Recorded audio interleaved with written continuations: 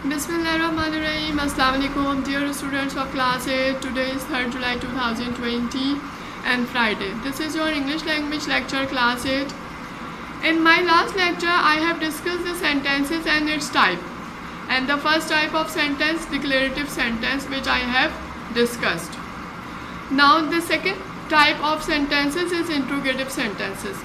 An interrogative sentences or questions is formed by placing the appropriate form of to do before the infinitive form of the verb. Interrogative sentences means question sentences यानी कि सवालिया जुमले जिनमें कोई सवाल पूछा जा रहा हो. अब इनके बनाने के मुख्तलिफ तरीक़े हैं. पहला तरीक़ा फर्स्ट टाइप बाय आपको जो है वो इसमें डू की कोई सी जो आपको फॉर्म वर्ब को देखते हुए आप डू की जो भी फॉर्म यूज़ करेंगे उसके साथ first form of verb use करते हुए हम क्वेश्चन मेक कर लेंगे. For example, they eat their lunch at school.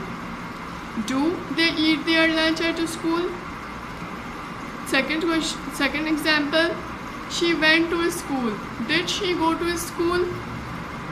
This is also the case when questions are formed by using WH words. WH words को भी यूज़ करते हुए हम इन क्वेश्चंस को मेक कर सकते हैं. Example, where does she live. Why did he say that.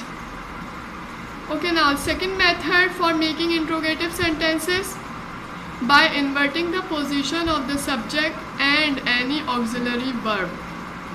Example, David is working hard. In this sentence, is an auxiliary verb, so we change the position of is and then make the sentence like this. Is David working hard? Second example, she has been ill recently. In this sentence, has is an auxiliary verb and we change the position of has, then we will make the question like this. Has she been ill recently? Second type में हम second method जो है वो interrogative sentences का ये है कि हम ऑक्सिलरी वर्ब्स की पोजीशन को चेंज करके जो है वो सेंटेंस बना सकते हैं. जैसे फर्स्ट एग्जांपल में इस ऑक्सिलरी था तो हम इसको पहले ले आए और हमने सेंटेंस को जो है वो क्वेश्चन में फॉर्म कर दिया.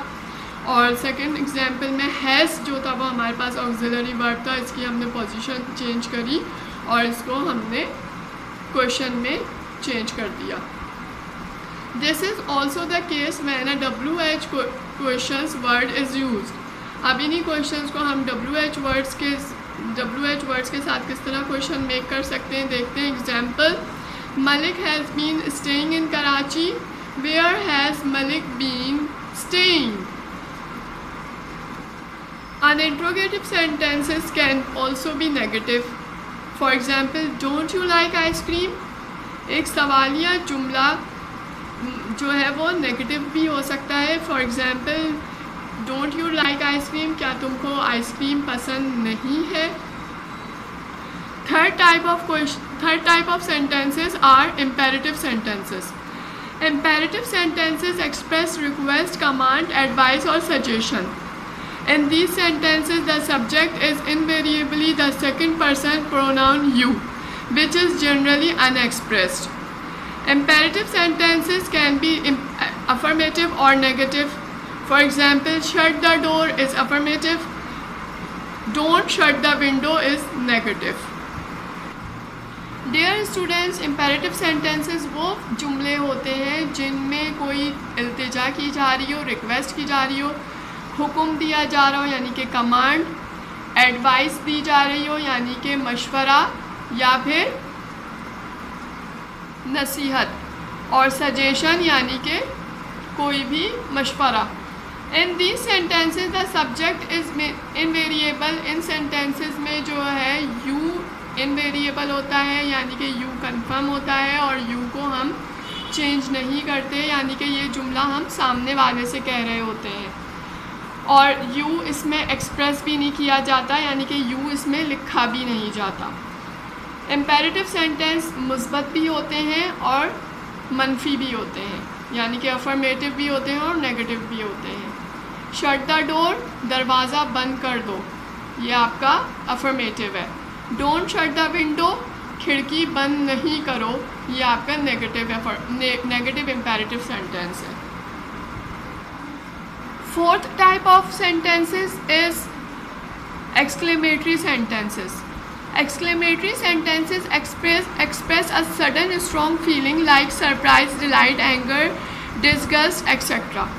An exclamatory sentence ends with an exclamation mark.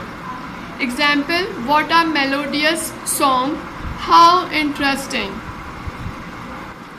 Exclamatory sentences वो सेंटेंसेस होते हैं जिसमें हम सडन यानी कि अचानक, स्ट्रॉन्ग यानी कि शदीद फीलिंग्स को जो है वो ज़ाहिर करें.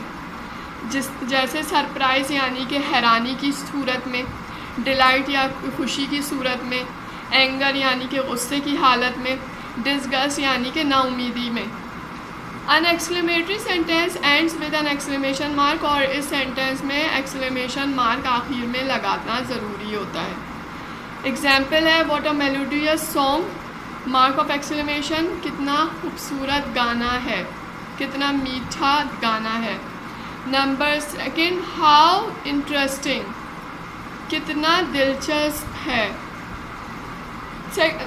Other type of sentence is optative sentence. Optative sentences are those that express wishes.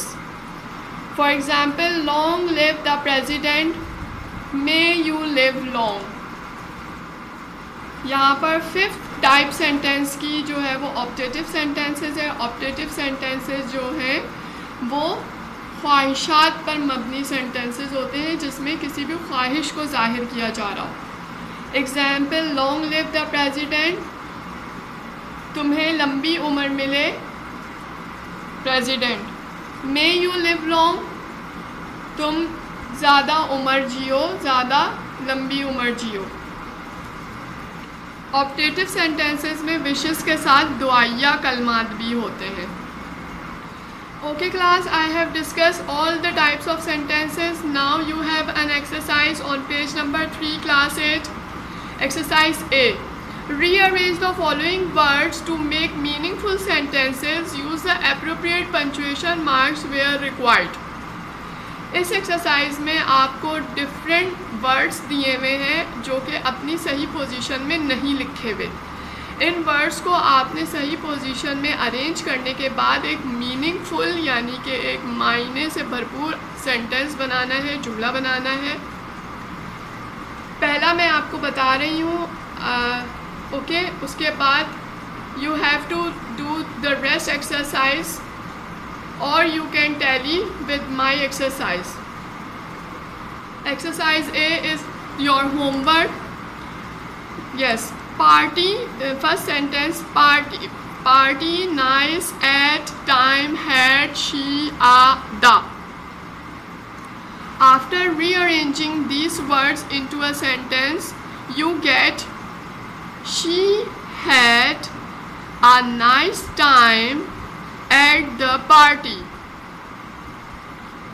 Now class, second group of word will become sentence in this way.